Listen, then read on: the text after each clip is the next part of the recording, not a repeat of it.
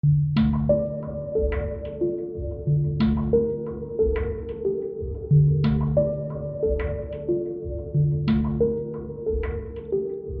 to the Underclass Podcast with Austin Picard. I'm an independent researcher who can't stomach being lied to on a daily basis by the mainstream media, while we live in a fracturing society, launched into parallel realities, falling perfectly onto the two sides of the political spectrum. I remain in the underclass. In the preface to the second edition of The World Order, Our Secret Rulers, a study in the hegemony of parasitism, author Eustace Mullins provides the appropriate preamble to our story. As he wrote in 1992, my search for the names and addresses of the secret rulers of the world became a medieval quest to find the Holy Grail, which would fling open the doors of freedom for the oppressed and betrayed peoples of the world, particularly those in my own country. These world order minions fear exposure more than they fear armed force or a legal system which would punish them for their crimes against humanity. I discovered that the hidden manipulators of the world order had maintained their power by a very simple technique, which I have likened to a masked ball. A masked ball enables the Gnostics, the knowing ones, to identify their friends and enemies because they alone know who is wearing what costume. It is a masquerade, which depends entirely upon disguise, that is, on things which are not what they seem. H.T. Martineau wrote in 1833 in Three Ages, a troop of gentlemen whose country could not be divined from their complexions, since each wore a mask. Persons whose country cannot be divined by their complexions. Bandits wore a mask to prevent their victims from identifying them. The bandits of the world order have succeeded in robbing the whole world through the technique of the masked ball, disguise which enables them to carry on their satanic work without being identified and prosecuted. The masked ball is the ideal vehicle for this program, because the world order gained its present power in Europe of the 19th century. It was a truism among the old European aristocracy that balls are given for those who are not invited. The reward of being a guest at a masked ball is to be one of the knowing ones, those who know which mask hid the face of the king, which costume is that of the Grand Vizier. The other guests never knew whether they were talking to a mere courtier or to a powerful personage. The masses, with their faces pressed against the windows of the ballroom, know none of the celebrants, and will never know.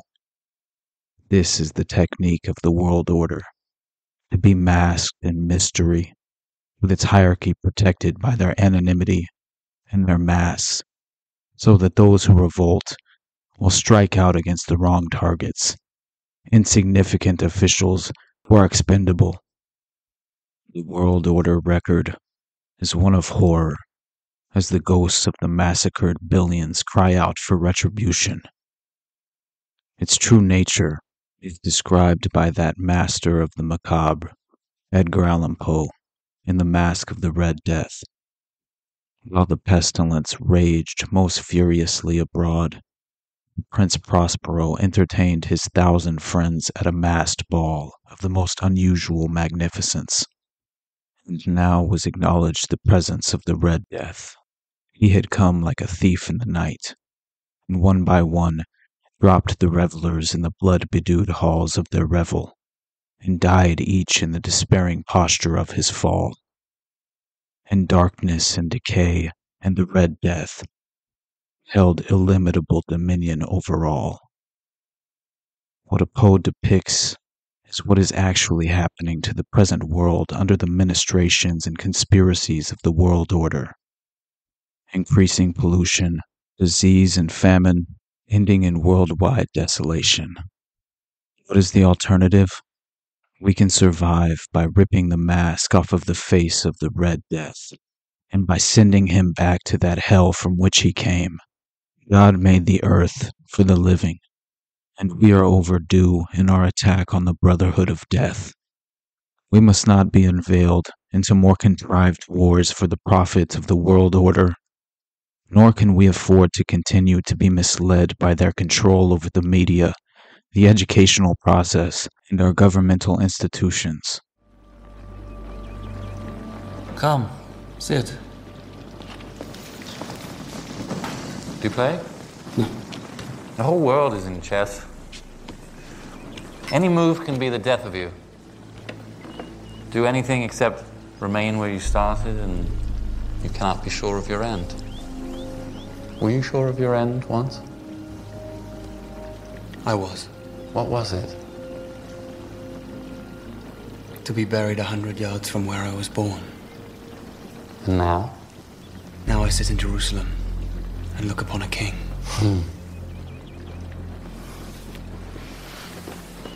When I was 16, I won a great victory. I felt in that moment I would live to be 100. Now I know I shall not see 30. None of us know our end, really, or what hand will guide us there. A king may move a man. A father may claim a son. That man can also move himself.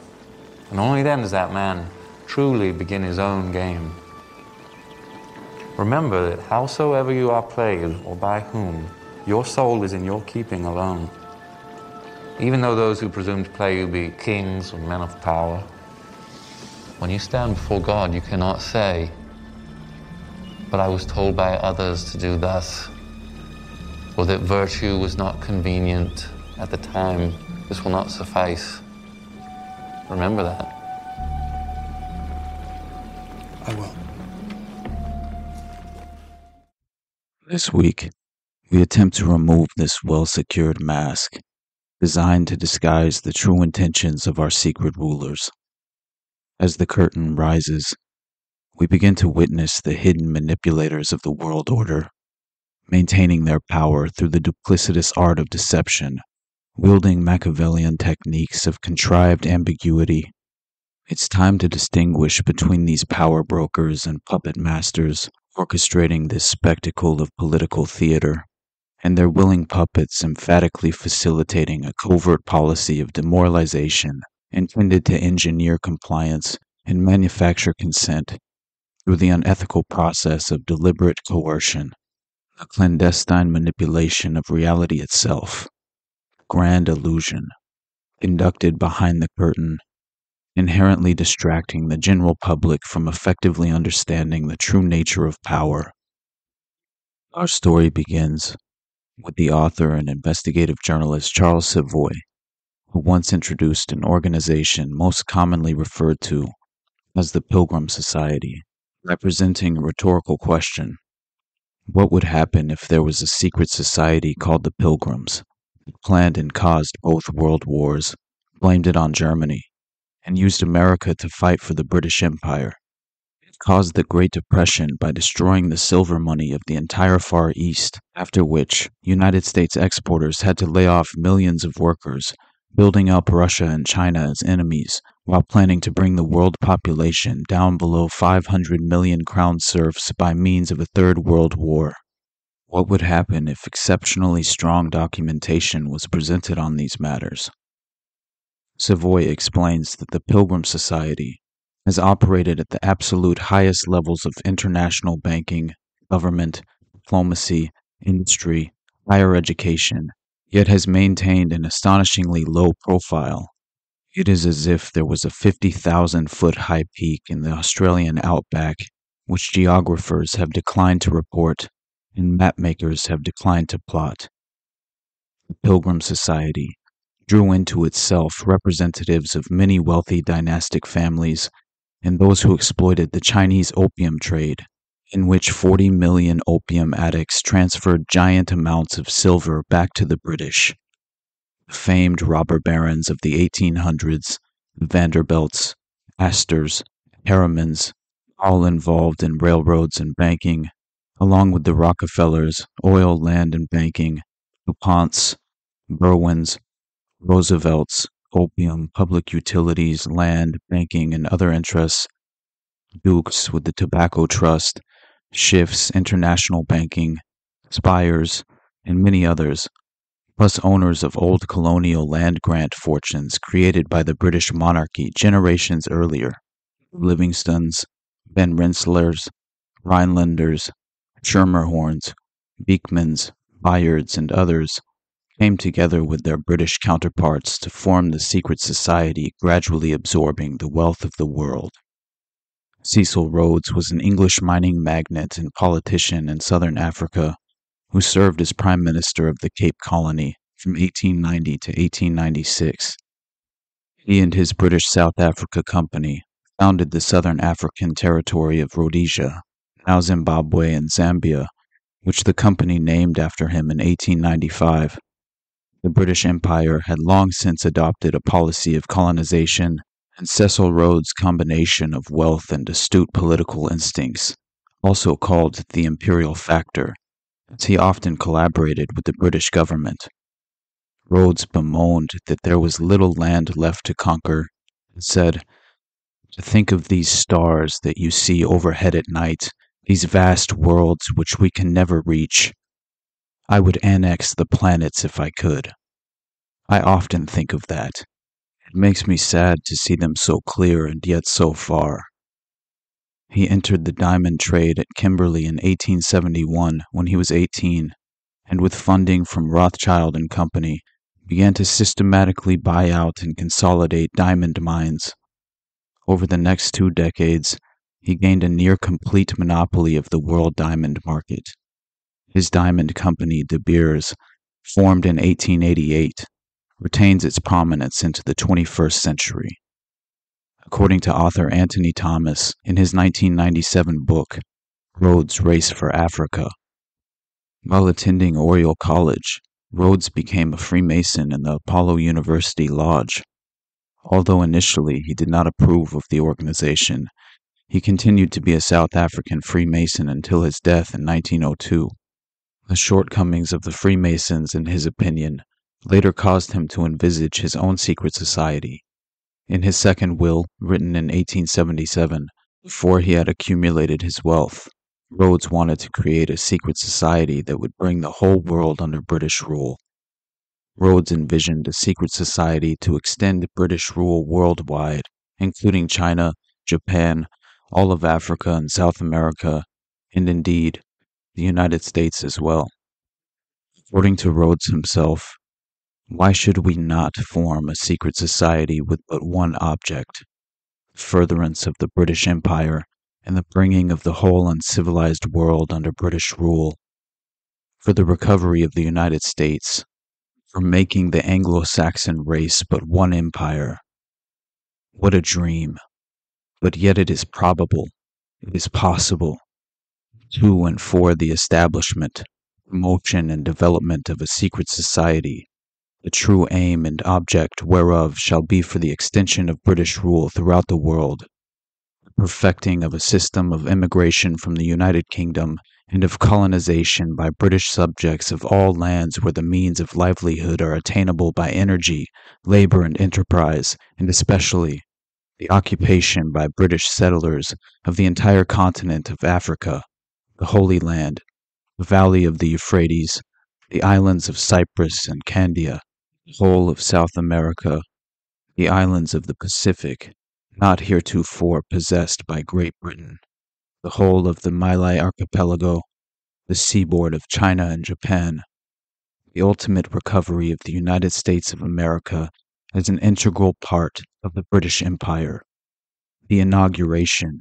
of a system of colonial representation in the imperial parliament which may tend to weld together the disjointed members of the empire. In his last will, he provided for the establishment of the International Rhodes Scholarship at Oxford University, the oldest graduate scholarship in the world. Every year, it grants 102 full postgraduate scholarships. It has benefited Prime Ministers of Malta, Australia, and Canada, United States President Bill Clinton, and many others.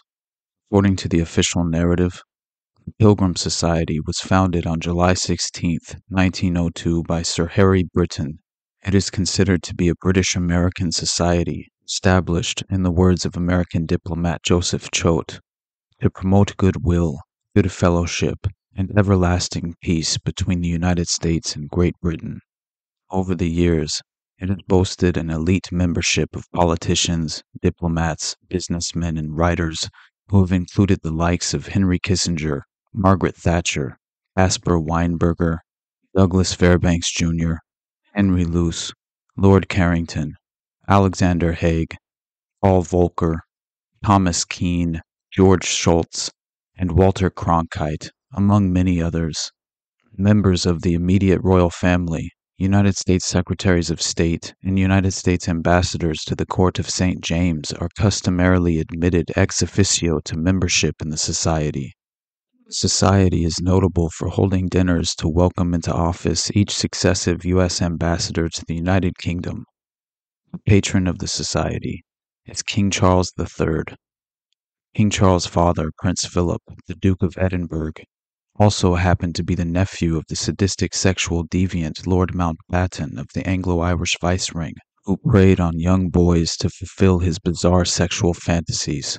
The Guardian published an article in June of 2009 providing a list of controversial quotes from Prince Philip that offers a small window into the shared mentality of these unimpressive oligarchs. The full quote from 1988 reads, "In the event that I am reincarnated, I would like to return as a deadly virus to contribute something to solving overpopulation. When will we begin to finally understand this level of disdain possessing the minds of our ruling class?" Prime Minister Winston Churchill delivered a speech to the Pilgrim Society on March 18, 1941. The first informal meeting of the Pilgrims of Great Britain included General Joseph Wheeler, Colonel, later General, Sir Brian Mahon, Charles Rolls, a British motoring and aviation pioneer who co-founded the Rolls-Royce car manufacturing firm, and Sir Harry Britton. The first meeting of the Pilgrims of the United States was at the Waldorf Astoria Hotel in New York on January 13, 1903. Pilgrims of Great Britain and Pilgrims of the United States have reciprocal membership.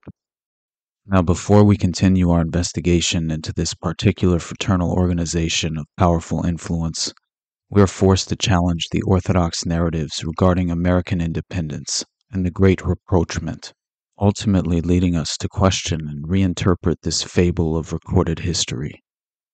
Investigative journalist and author David Livingstone, who spent nearly 30 years of his life dedicated to this research, offers unique perspective on the founding of America through the lens of historical revisionism, describing a version of events far different than that of our perceived sacred destiny.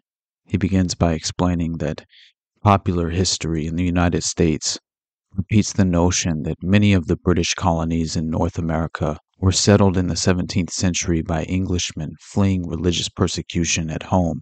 They supported the efforts of their leaders to create a city upon a hill, or a holy experiment, whose success would prove that God's plan could be successfully realized in the American wilderness. Ultimately, their efforts inspired their successors to establish the legacy of secularism in the United States, permanently separating church and state in order to avoid the same persecutions their predecessors had endured. In reality, the founding of America was a Rosicrucian mission, inspired by Campanelli's City of the Sun and Francis Bacon's New Atlantis, to set up a haven where they would be free to practice their heretical views. To understand the Masonic perspective of this history, Manly P. Hall, in The Secret Destiny of America, explained, Bacon quickly realized that here in the New World was the proper environment for the accomplishment of his great dream, the establishment of the philosophic empire. It must be remembered that Bacon did not play a lone hand. He was the head of a secret society, including in its membership the most brilliant intellectuals of his day. All these men were bound together by a common oath to labor in the cause of a world democracy. Bacon's Society of the Unknown Philosophers included men of high rank and broad influence. Together with Bacon, who devised the colonization scheme. As explained by Albert Pike, the goal of Freemasonry is to fulfill the end times prophecies of the Book of Revelation. That mission, according to occultists like Manly P. Hall, is the fulfillment of a universal plan. It is also known as the Great Work, an alchemical term for the process of working with the prima materia to create the philosopher's stone. It has been used to describe personal and spiritual transmutation in the Hermetic tradition, believed to have been preserved over the centuries by the predecessors of Freemasonry, the Templar Knights, and the Rosicrucians. It is interpreted from the esoteric teachings of the Jewish mystical tradition of the Kabbalah, according to which this fulfillment will come from a resolution of all opposites, leading to order out of chaos, according to the Masonic dictum.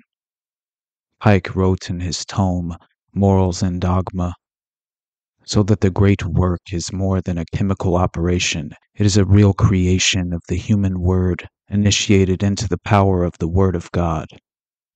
The influential Golden Dawn describes the great work as refers to the path of human spiritual evolution, growth, and illumination, which is the goal of ceremonial magic. And finally, Aleister Crowley, former member of the Golden Dawn and the godfather of 20th century Satanism, explained, "Great work is the uniting of opposites. It may mean the uniting of the soul with God, of the microcosm with the macrocosm, of the female with the male, of the ego with the non-ego. The means is magic, which, according to Eliphas Levi, derives from a force in nature which is immeasurably more powerful than steam, and by means of which a single man, who knows how to adapt and direct it, might upset and alter the face of the world." The great work within Aleister Crowley's satanic cult of Thelema is regarded as the process of attaining knowledge and conversation with the holy guardian angel and learning and accomplishing one's true will. Thus, according to Masonic author Manly P. Hall, when the Mason learns that the key to the warrior on the block is the proper application of the dynamo of living power, he has learned the mystery of his craft. The seething energies of Lucifer are in his hands. Thus, in Freemasonry, the establishment of American democracy is perceived to be at the forefront of a sacred destiny. The reconstruction of the Temple of Solomon as an allegory for the establishment of a Novus Ordo Seclorum, New Order of the Ages. In the Encyclopedia of Freemasonry, Masonic historian Albert Mackey affirms, "Of all the objects which constitute the Masonic science of symbolism, the most important, the most cherished by the Mason, and by far the most significant, is the Temple of Jerusalem." Edward Waite, writing in a new Encyclopedia of Freemasonry and of Cognate Instituted Mysteries, the Rites, Literature, and History, declares, "In several high grades of Masonry, we hear of a secret intention to build yet another temple at Jerusalem. According to Waite, there's a time to come when the Holy One shall remember his people. Israel and the Lord shall build the house." Such is the Zoharic testimony. That mission, according to occultists like Manly P. Hall, and American democracy is the fulfillment of a universal plan. Hall believed there had existed since long ago a group of enlightened individuals united as the Order of the Quest. All were searching for one and the same thing, a perfected social order, Plato's Commonwealth, government of the philosopher kings. According to Hall, for more than 3,000 years, secret societies have labored to create the background of knowledge necessary to the establishment of an enlightened democracy among the nations of the world. Hall further states, "World democracy was the secret dream of the great classical philosophers. Toward the accomplishment of this greatest of all human ends, they outlined programs of education, religion, and social conduct directed to the ultimate achievement of a practical and universal brotherhood. And in order to accomplish their purposes more effectively, these ancient scholars bound themselves with certain mystic ties into a broad confraternity. In Egypt, Greece, India, and China, state mysteries came into existence. Orders of initiated priest philosophers were formed as a sovereign body to instruct, advise, and direct the rulers of the states. And so it is from the remote past, from the deep shadows of the medieval world, as well as from the early struggles of more modern times, that the power of American democracy has come. But we are only on the threshold of the democratic state. Not only must we preserve that which we have gained through ages of striving, we must also perfect the plan of the ages, setting up here the machinery for a world brotherhood of nations and races. This is our duty and our glorious opportunity.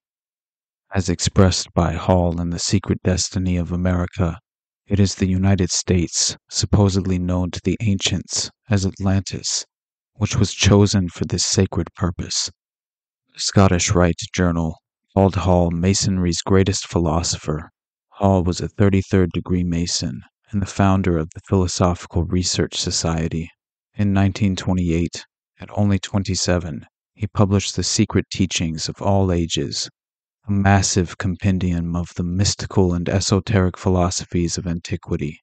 Hall dedicated the book to the proposition that concealed within the emblematic figures, allegories, and rituals of the ancients, the secret doctrine concerning the inner mysteries of life, which doctrine has been preserved in totality among a small band of initiated minds. The book won the admiration of figures ranging from General John Pershing to Elvis Presley and Ronald Reagan. As well, Dan Brown, author of The Da Vinci Code, cites it as a key source.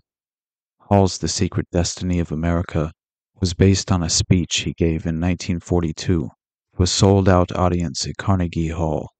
He returned in 1945 for another well-attended lecture titled Plato's Prophecy of Worldwide Democracy.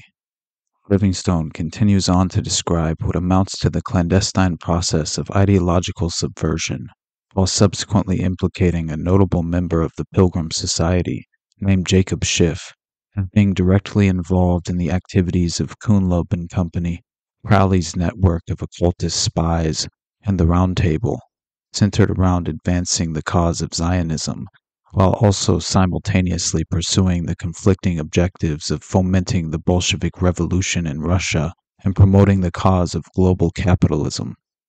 The further purpose of World War I was to create the preconditions for the Russian Revolution of 1918, which, according to State Department Decimal File 861.00/5339, in a document entitled Bolshevism and Judaism, dated November 13, 1918, was financed and orchestrated by none other than Jacob Schiff through Kuhnloeb and Company.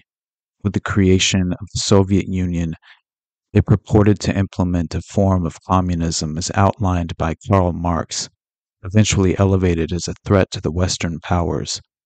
In an article titled Zionism versus Bolshevism, a struggle for the soul of the Jewish people, Winston Churchill attributed these upheavals to those he referred to as international Jews.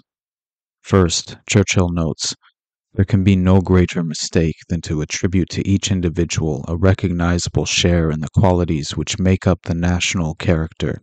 He then goes on to describe the character of what he categorizes as Bible-believing Jews, national Jews, and lastly, in violent opposition to all this fear of Jewish effort rise the schemes of the international Jews.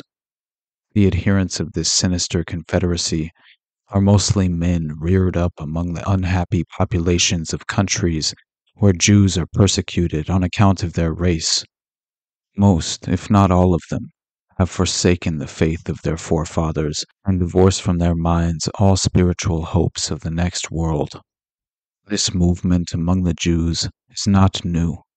From the days of Spartacus Weishaupt, founder of the Illuminati, Karl Marx, Trotsky, Bela Kun, Rosa Luxemburg, and Emma Goldman, this world conspiracy has been steadily growing. This conspiracy played a definite recognizable role in the tragedy of the French Revolution. It has been the mainspring of every subversive movement during the 19th century.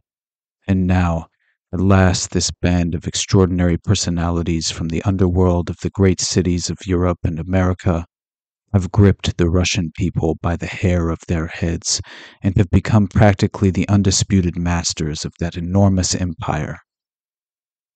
Illustrating Churchill's point is an observation shared by Crowley's friend, Unlob banker Otto Kahn, who, according to Sir William Weissman's right-hand man, Norman Thwaites, was wholeheartedly pro-Allied and especially pro-British.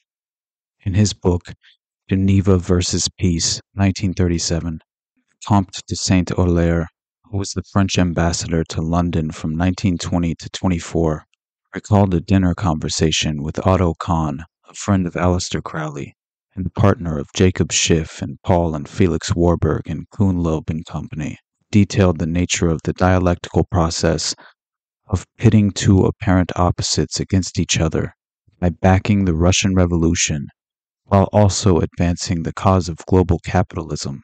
You say that Marxism is the very antithesis of capitalism, which is equally sacred to us. It is precisely for this reason that they are direct opposites to one another. They put into our hands the two poles of this planet and allow us to be its axis.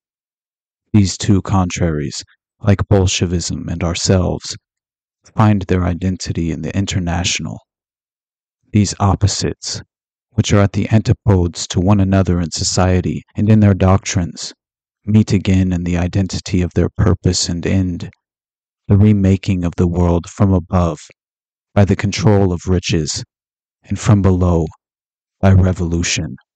Our mission consists in promulgating the new law and in creating a God, that is to say, in purifying the idea of God and realizing it when the time should come.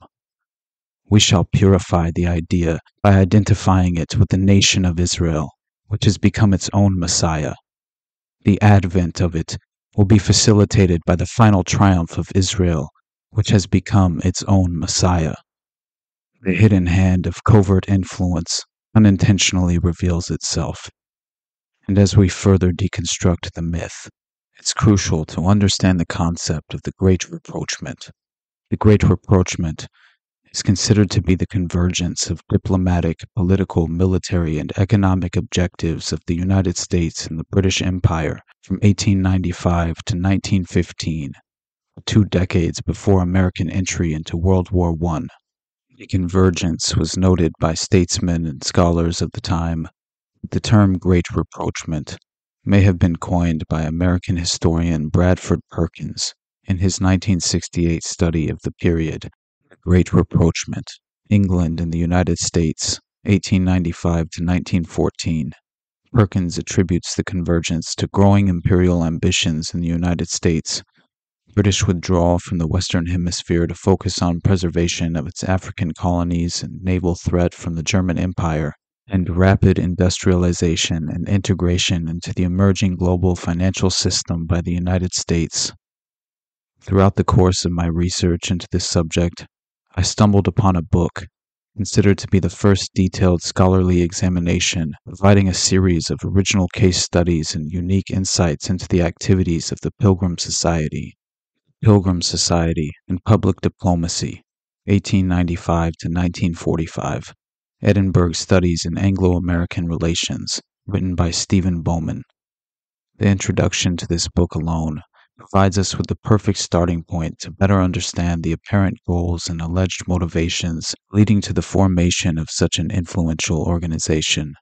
This book is about the Pilgrim Society, an elite organization known to most scholars of 20th century Anglo-American relations. References to the Pilgrims may be found in a variety of historical works. None, however, have given the society more than passing mention.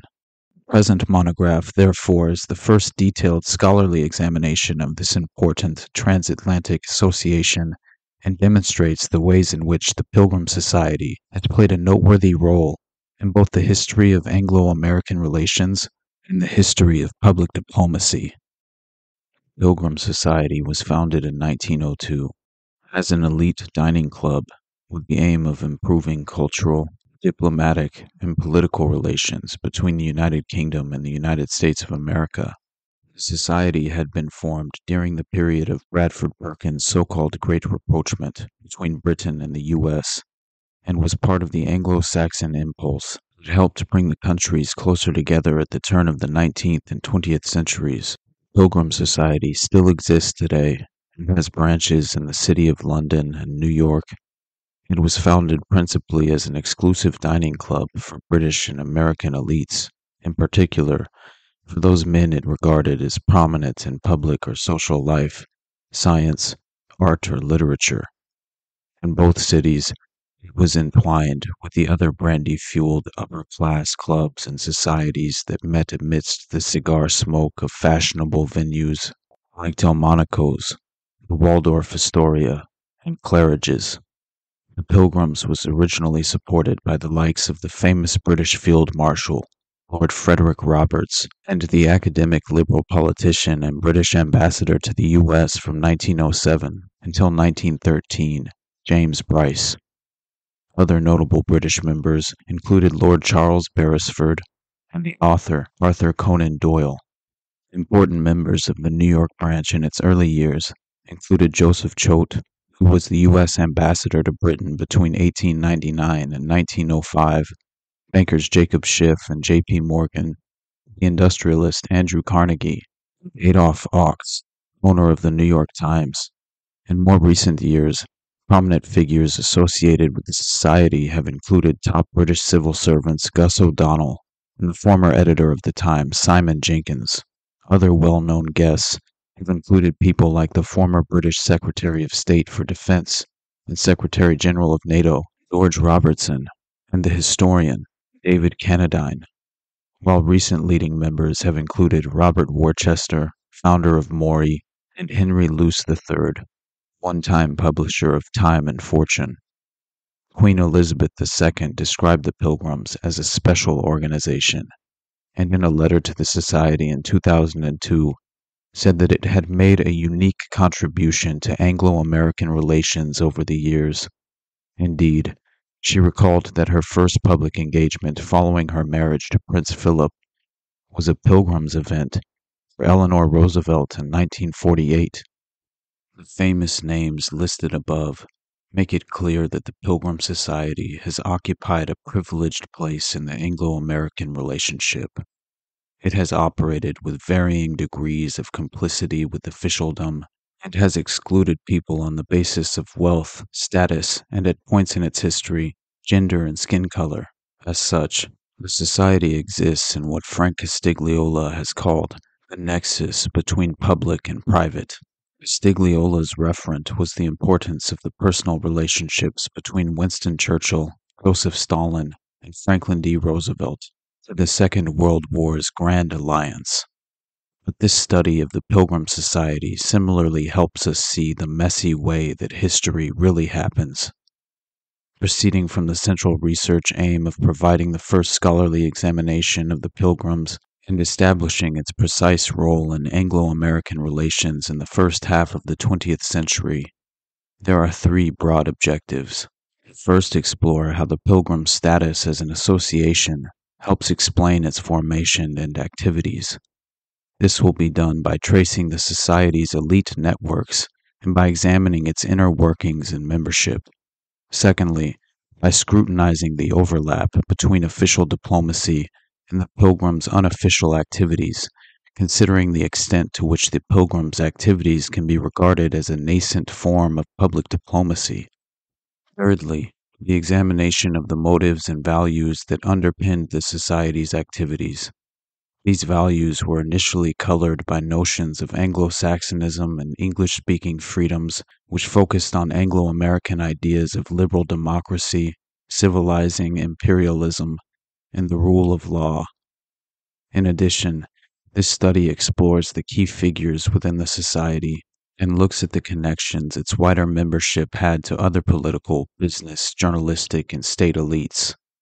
The contention is that the Pilgrim Society contributed to Anglo-American relations during the first half of the 20th century in a variety of ways, principally by public diplomacy activities. Ultimately, this book considers the intersections that exist between associational culture and international relations, and between elite networking and public diplomacy.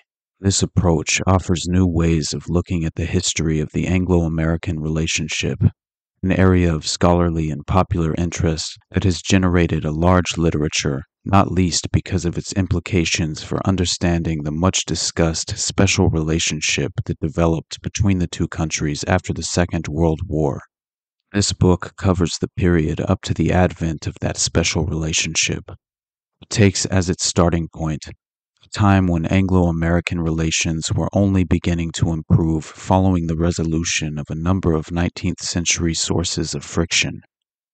As originator of the term Great Rapprochement, Perkins remains the standard introduction to this topic for new students of Anglo-American relations at the turn of the 19th and 20th centuries, even if his work has largely been superseded by a more critical school of thought less inclined to use the adjective great. Nevertheless, there was a rapprochement, as generally accepted by most historians, many of whom agree that relations between Britain and the U.S. were better at the end of the 19th century than they had been at the start. There are a number of reasons why the Anglo-American relationship had been troublesome in the first place. As Perkins explains, the American Revolution meant that generation after generation in the U.S. had learned to look upon England as an enemy. This was at least partly due to American perceptions of British oppression, not only during the Revolutionary period, but also during the War of 1812. Likewise, some Americans had felt embittered by Britain's occasional interference in the American Civil War, with those on the Union side angry that Britain, although officially neutral, allowed the construction in Liverpool of the Confederate ship the Alabama. A diplomatic storm was also thrown up by the illegal seizure by Union forces in 1861 of the British ship, the Trent, carrying 2 Confederate agents, with the British protesting in the strongest possible terms. Some writers emphasize other reasons for the rather bitter cold and frosty Anglo-American relations in this period, as Easton Adams has described them.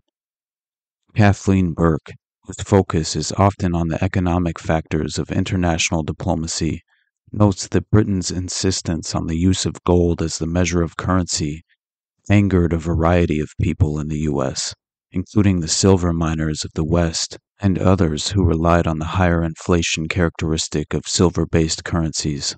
Similarly, Professor Edward Crapel argues that Britain's status as national nemesis and chief economic rival to America played a large part in perpetuating an anti-British feeling, with the U.S. remaining a debtor nation in the later 19th century.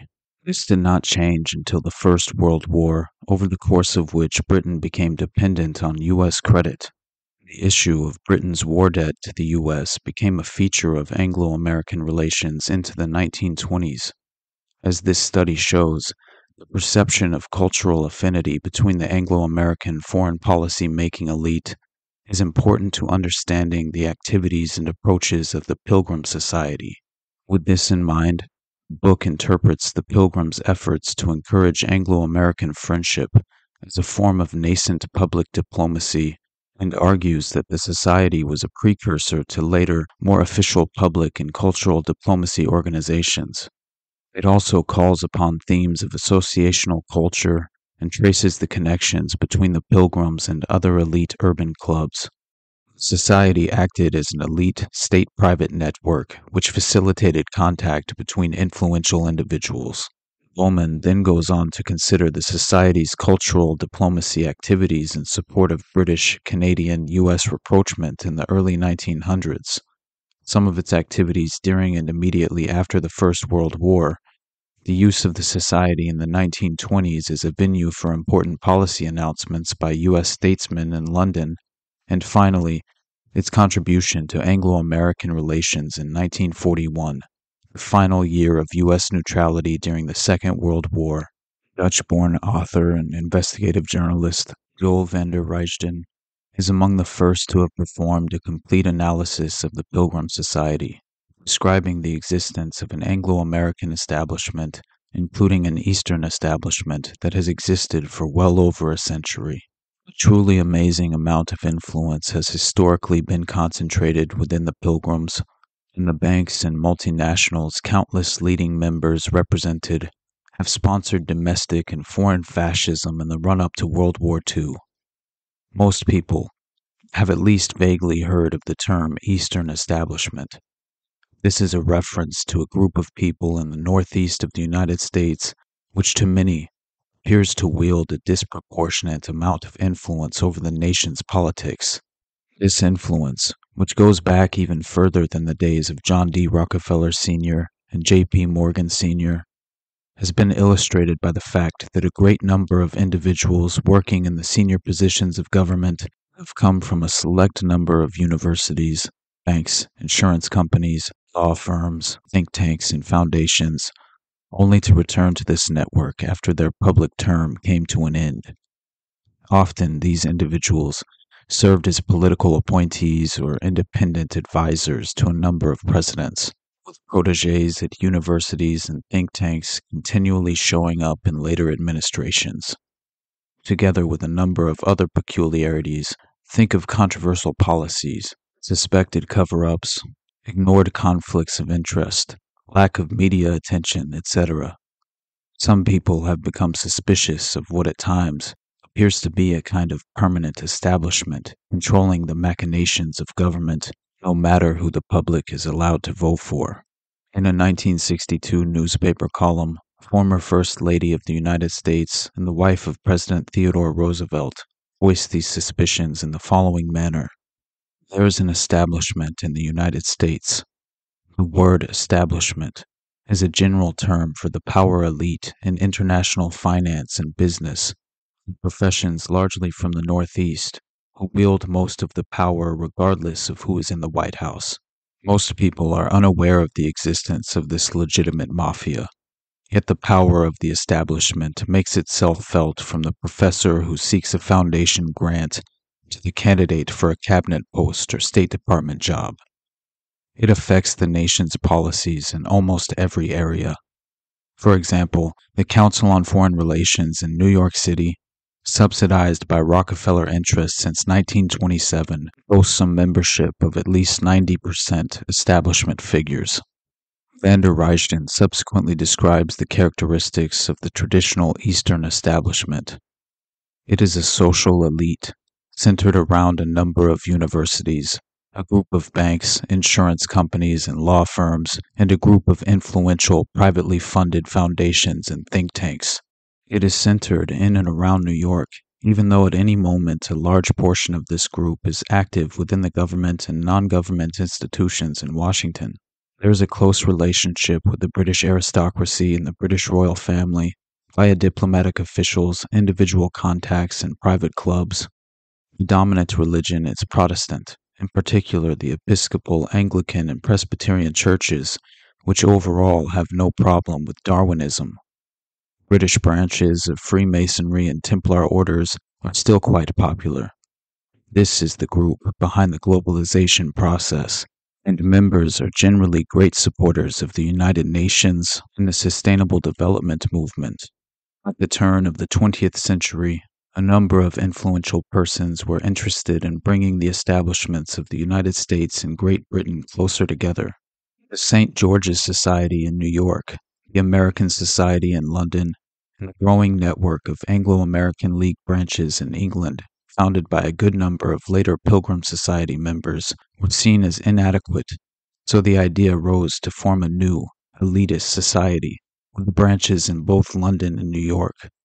This became the Pilgrim Society, which organized regular meetings in such prestigious hotels as the Victoria, the Waldorf Astoria, the Ritz-Carlton, and the Savoy.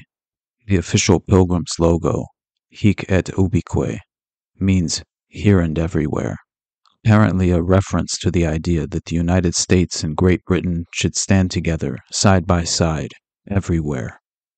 On the logo, The eagle represents the United States, the lion, Great Britain. The idea of setting up what ultimately became the Pilgrims Society was first discussed by a number of Americans working in London. One of them was Lindsay Russell, a well-connected lawyer from New York who regularly visited London in those days to set up his law firm Alexander and Colby. It was Russell who got together with General Joseph Wheeler on a visit in London, General Lord Roberts, and Sir Harry Britton. Together they organized the original meeting of the Pilgrims of Great Britain at the Carlton Hotel on July 11th, 1902. The meeting was a success, and 2 weeks later, Lord Roberts was elected president of the Pilgrims. Lord Grenfell and Admiral Hedworth Lambton became vice presidents. Two other vice presidents were the Americans, Senator Chauncey M. Depew, Yale Skull and Bones, 1856, lawyer to Cornelius Vanderbilt, member of J.P. Morgan's elite Corsair Club together with William Rockefeller, and General Joseph Wheeler. Sir Harry Britton became secretary, and the Archdeacon of London, William MacDonald Sinclair, was elected chairman of the executive committee. At the July 11th meeting, the attendants also discussed their plans of setting up a branch in New York.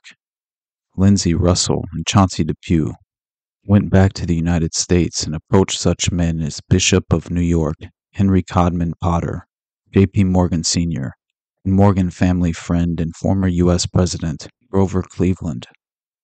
Under the leadership of Bishop Potter, Pilgrims of the United States organized their first formal dinner on February 4th, 1903. Two societies have been organizing meetings ever since.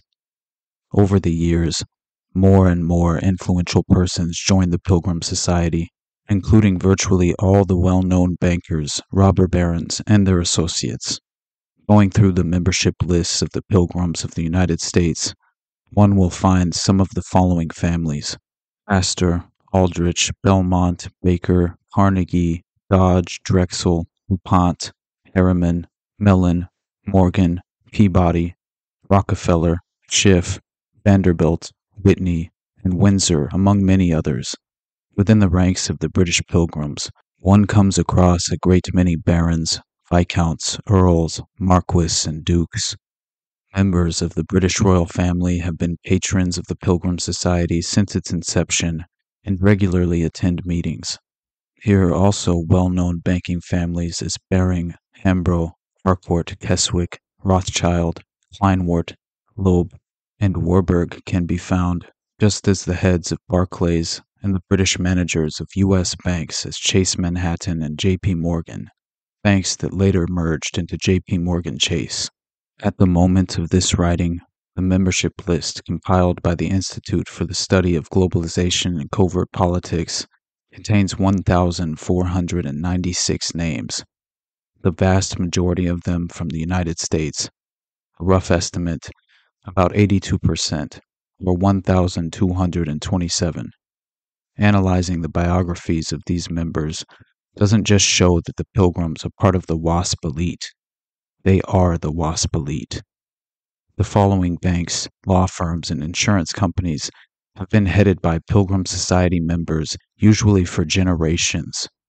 For the sake of time, I will only be naming a few of the most prominent on this long list of compromised institutions, beginning with the Bankers Trust, Bank of England, Barclays Bank, Blackstone Group, Bowery Savings Bank, Brown Brothers Harriman, Chase National Bank, Chase Manhattan, US-UK, Chemical Bank, Citibank, Drexel and Company, Federal Reserve, Fidelity International Trust, Fifth Avenue Bank, First National Bank, Goldman Sachs, Harriman National, Irving Trust, Kuhn Loeb and Company, Lehman Brothers, Mellon Bank, J.P. Morgan and Company, J.P. Morgan Chase, Morgan Stanley, New York Savings and Bank, N.M. Rothschild and Sons, Rockefeller Center Incorporated, Rockefeller Family and Associates, and the Solomon Brothers. The long list of law firms and insurance companies include the likes of Sullivan and Cromwell, Winthrop, Stimson, Putnam, and Roberts, AIG, Equitable Life Insurance Society, Mutual Life Insurance Company, and the Royal Globe Insurance Group. Other businesses of note: Chrysler, Dodge, Forbes, General Electric, General Motors, IBM, ICI, Phelps Dodge, and U.S. Steel. Looking at these tables, it is clear that the major banks of New York and London have been very prominent in the Pilgrim Society, closely followed by a group of influential law firms and insurance companies.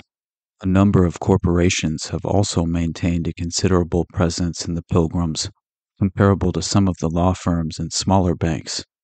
The most prominent of these might well be IBM of the Watson family, with the founders and owners of Chrysler, Dodge, Jardine Matheson, W.R. Grace and Company, Reynolds, Corning Glass, and Forbes have all been Pilgrims. A vast range of other corporations have been represented by Pilgrims, but do not appear to have been part of the core of the Anglo-American establishment. It honestly seems as if the Pilgrim Society essentially founded the 24-hour news cycle, once you consider the level of involvement and influence Pilgrim's members had with large media companies, starting with print and television.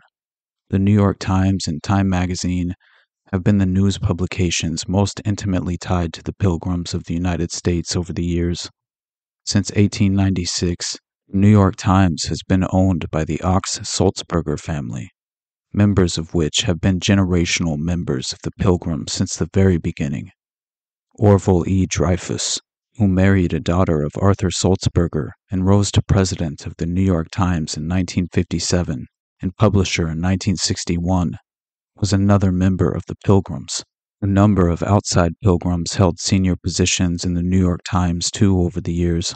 Among them were John William Harding, George McEnany, Philip Duvall, Cyrus Vance, and Charles H. Price II.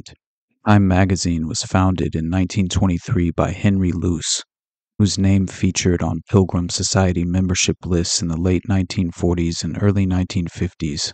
Key co-founders and financiers of his magazine were also Pilgrims: J.P. Morgan partners Thomas W. Lamont and Dwight Morrow, as well as the Harriman and Harkness families. Among the Pilgrims that have held senior positions in Time magazine are Paul Gray Hoffman, OSS CIA, Philip Howlett, William Cross, Hedley Donovan, Donald Ellman Jr., George Hurd, Roy Larson, Samuel Meek, and Frank Pace Jr. To top things off, Henry Luce III became president of the U.S. Pilgrims in 1977. Another important Pilgrims-affiliated publication used to be the New York Herald Tribune, owned by the Reed family, and dissolved in 1966. Whitelaw Reed II, Ogden Mills Reed, Ogden Rogers Reed, and several other family members have all been members of the Pilgrim Society. In 1958, John Hay Whitney, a vice president of the U.S. Pilgrims, took over the newspaper from the Reeds. Although not extremely prominent within the Pilgrim Society, some of Reader's Digest's most senior and long-term managers have been Pilgrims, spanning the period from the 1940s all the way to the early 2000s. Among them have been William John Cross, Robert Devine, Walter Wood Heitzman, Kent Rhodes, and Russell Twisk. News stations are considerably less prominent in the Pilgrim Society. One of the exceptions has been the Radio Corporation of America, RCA, located in Rockefeller Center, and one of the most dominant broadcasting companies from the 1930s to the early 1970s. Morgan banker Owen D. Young founded the RCA in 1919. Young was chairman of General Electric, which took a controlling interest in the RCA. For the next 50 years, until 1970, the company was headed by James Harbord, Frank Folsom, and David Sarnoff. All these men, including Young, were members of the Pilgrim Society. In 1970, Sarnoff's son Robert took over the chairmanship of the RCA, but couldn't prevent the company from going into a permanent decline. Robert was ousted in 1975, and in the years after, the RCA was taken over by other media conglomerates not particularly tied to the Pilgrims.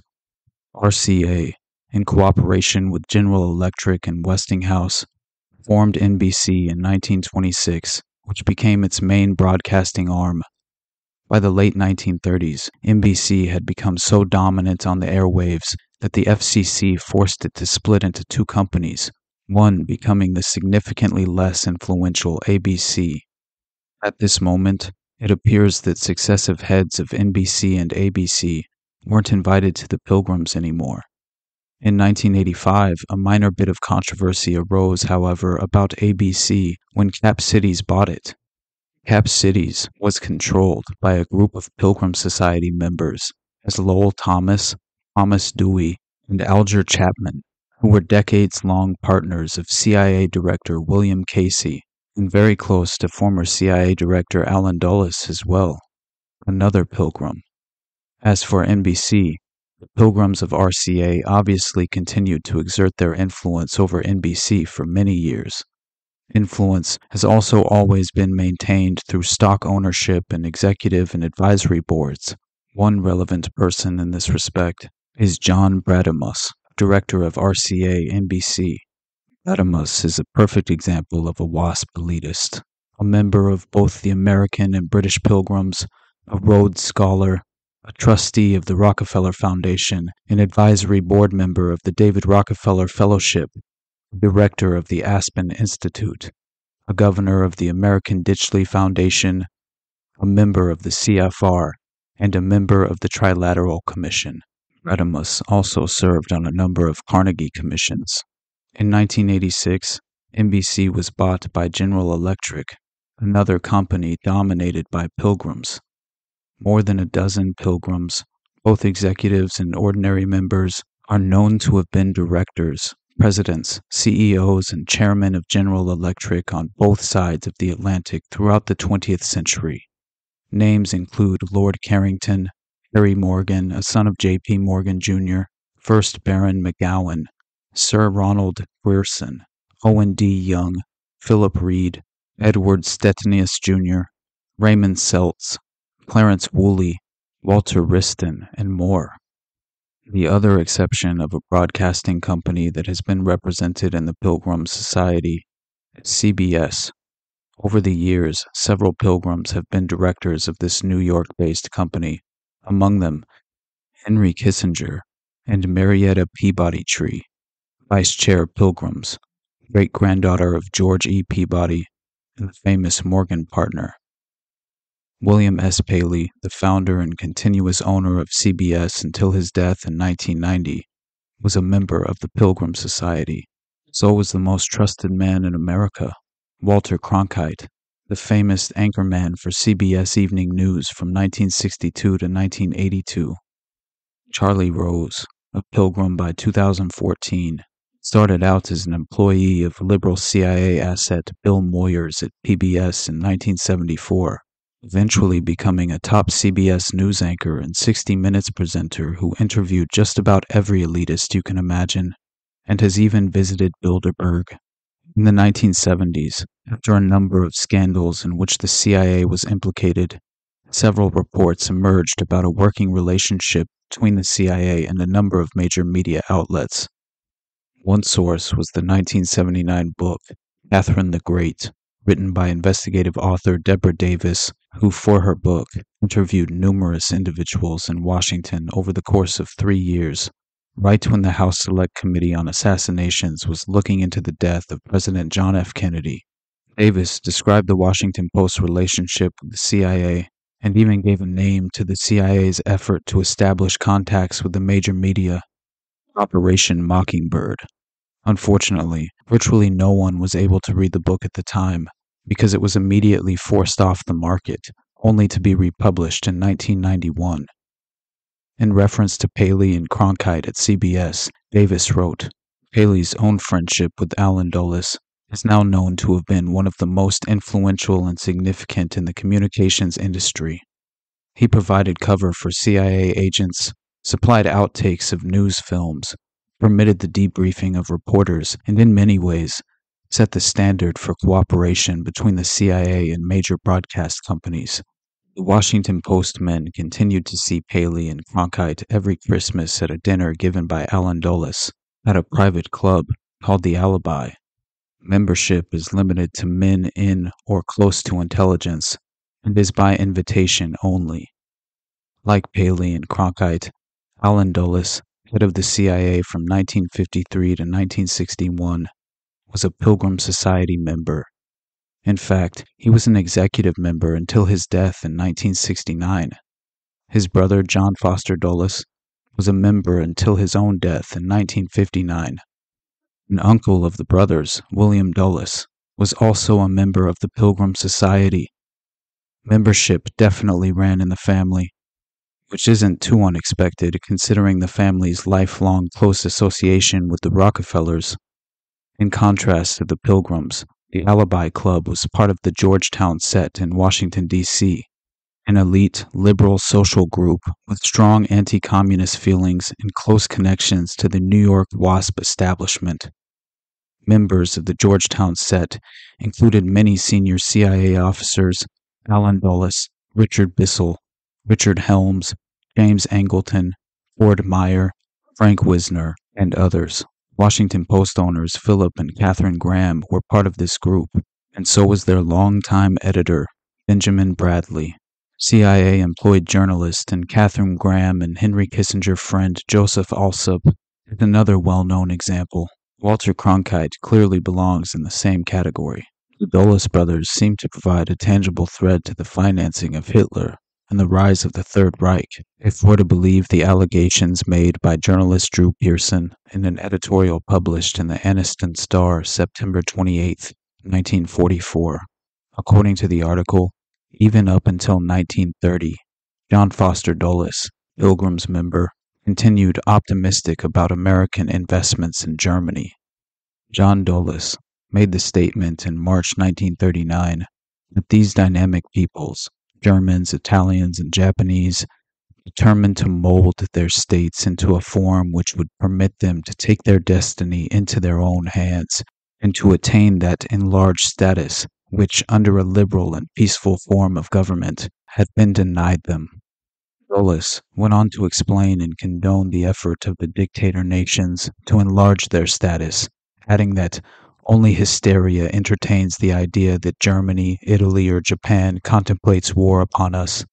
This, no doubt, was the Dulles speaking who instinctively adopted the banker attitude of the Chamberlains from the Cliveden set. That some way must be found to safeguard investments in Germany. Undoubtedly, this also was the attitude of one important client of Dulles's law firm, Rockefeller and Pilgrims-linked J. Henry Schroeder Banking Corporation. Dulles's brother and law partner, Allen Dulles, also Pilgrims member, is a director of both J. Henry Schroeder and the Schroeder Trust Company, and the affairs of this international banking house are intimately tied up with the Dulles law firm. Whether the Dulles brothers knew it or not, it was a member of this banking house, Baron von Schroeder, who financed Hitler. This was on January 4th, 1933, when Hitler had made desperate efforts to get into power but had not succeeded. It looked as if he might not succeed at all. Then, suddenly, through Franz von Papen, now retired as Nazi ambassador to Turkey, Hitler met banker Baron von Schroeder. Almost every recent historian agrees on this incident.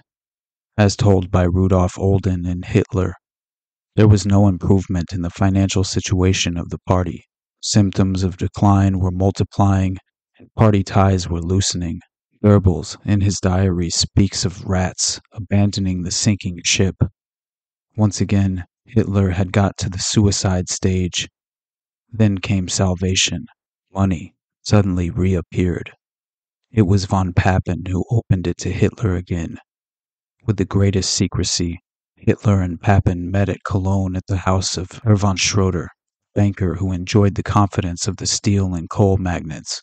Goebbels' diary records triumphantly, "If this coup succeeds, then power is not so very remote." During this same time in 1934, a colossal claim reached the American news media. There had been a plot to overthrow President Franklin Roosevelt in favor of a fascist dictatorship, allegedly being planned since 1933. These claims of conspiracy came from a very reliable source, Major General Smedley Butler. one of the most decorated war heroes of his time and author of the 1935 short book, War is a Racket. I appeared before the Congressional Committee, the highest representation of the American people, under subpoena to tell what I knew of activities which I believe might lead to an attempt to set up a fascist dictatorship. The plan as outlined to me was to form an organization of veterans, to use as a bluff, or as a club at least, to intimidate the government and break down our democratic institutions. The upshot of the whole thing was that I was supposed to lead an organization of 500,000 men, which would be able to take over the functions of government. I talked with an investigator for this committee who came to me with a subpoena on Sunday, November 18th. He told me they had unearthed evidence linking my name with several such veteran organizations. As it then seemed to me to be getting serious, I felt it was my duty to tell all I knew of such activities to this committee. My main interest in all this is to preserve our democratic institutions. I want to retain the right to vote, the right to speak freely, and the right to write. If we maintain these basic principles, our democracy is safe. No dictatorship can exist with suffrage, freedom of speech, and press. What's become known as the business plot, also called the Wall Street Putsch, was a political conspiracy in the U.S. during 1933, with the primary goal of overthrowing the government of Franklin D. Roosevelt in an effort to install Major General Smedley Butler as dictator. Butler, a retired Marine Corps Major General, testified under oath that wealthy businessmen were plotting to create a fascist veterans organization with him as its leader and use it in a coup d'etat to overthrow Roosevelt. In 1934, Butler testified under oath before the United States House of Representatives Special Committee on Un-American Activities, the McCormick-Dickstein Committee on these revelations. Although no one was prosecuted, the Congressional Committee final report said, "There is no question that these attempts were discussed, were planned, and might have been placed in execution when and if the financial backers deemed it expedient." Yesterday's America published an article providing vital context regarding this alleged plot to overthrow the president. Butler served in several major world conflicts, including the Spanish-American War, the Philippine-American War, the Boxer Rebellion, and World War I.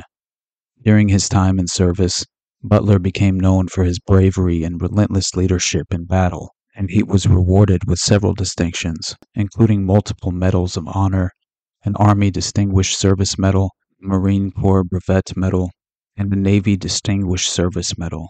In total, Butler served for 34 years in the Marine Corps and earned 16 medals for his time in service. He is currently the most decorated Marine veteran of all time. He died in 1940 at the age of 58. After leaving the service, Butler held many roles, but became best known for his activism. Butler's various accolades made him a household name following World War I, and he was well known among veteran circles as a champion of veterans' rights. This included supporting the so-called Bonus Army, a large group of veterans and veteran supporters who lobbied Congress for payments of bonds issued to veterans prior to the war.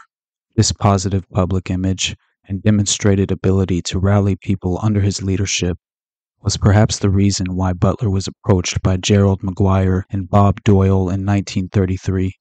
McGuire, a bond salesman, and Doyle were members of the American Legion, an organization meant to support veteran rights and opportunities. During their first meeting with Butler, McGuire and Doyle asked the Major General to speak at a Legion convention in Chicago, claiming they wanted to point out the various problems with the Legion's leadership. Butler was at first open to this idea, knowing that the Legion had several administrative issues that ultimately compromised veteran benefits. However, over subsequent meetings with the two men, Butler quickly began to suspect that something was amiss.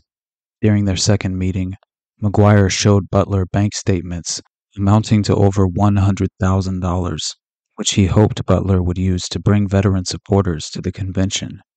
The Major General was stunned. There was very little chance that a group of veterans had been able to gather such a vast amount of funds.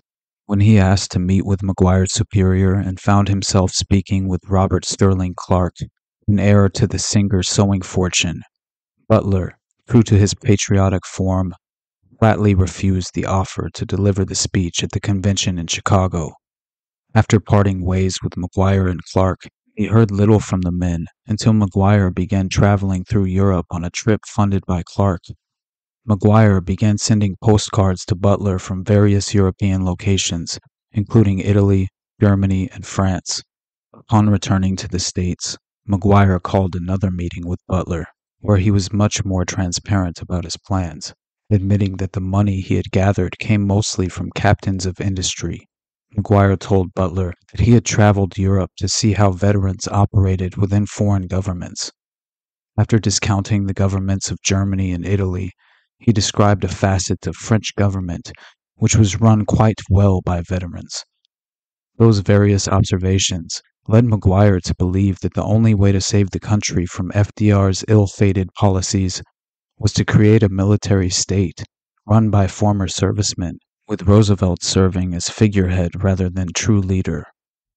Butler asked what McGuire wanted from him, and was told he would be the ideal leader of these veterans, promising him an army of 500,000 men and financial backing from an assortment of rich businessmen, so long as he would be willing to lead a peaceful march on the White House to displace Roosevelt. Astonished by McGuire's plans, Butler knew he would need someone to corroborate his story if he was going to stop the intended coup. Having previously worked as the police captain of Philadelphia, Butler reached out to Philadelphia record writer Paul Comley French, who agreed to meet with McGuire as well. During this meeting, McGuire told French that he believed a fascist state was the only answer for America, and that Smedley was the ideal leader because he could organize 1 million men overnight. Armed with French's mutual testimony, Butler appeared before the McCormick-Dickstein Congressional Committee, also known as the Special Committee on Un-American Activities, to reveal what he knew about the plot to seize the presidency in November 1934. The committee at first discounted a large part of Butler's testimony, even writing in their initial report that they saw no reason to subpoena men like John Davis, a former presidential hopeful, or Thomas Lamont, partner with J.P. Morgan and Company. However, with testimony of French and the erratic testimony of McGuire, the committee began to further investigate the plot. The final reports of the committee sang a different tune, finding that all of Butler's claims could be corroborated as factual. However, they also stressed that the plot was far from being enacted, and it was not clear if the plans would have ever truly come to fruition, quickly becoming known as the White House coup and Wall Street putsch.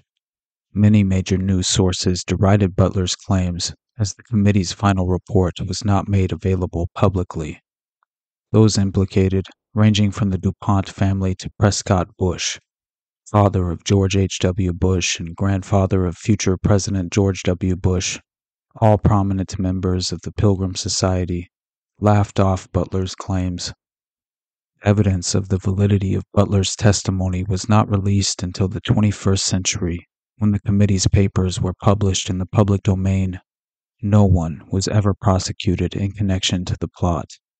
Upon first viewing the Pilgrim Society membership list collected and organized by the Institute for the Study of Globalization and Covert Politics, you nearly begin to panic, as the list clearly demonstrates the undue influence affecting our judgment and obstructing our free will.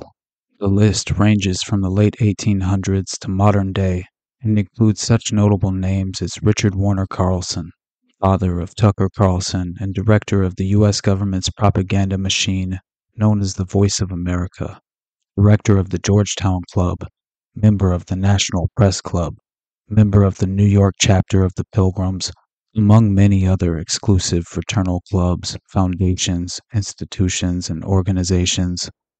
Joel Vander Reichten explains that recent membership additions to the Pilgrim Society have shown that this organization has absorbed leaders in the field of private intelligence, the SAS, and the notorious mercenary companies.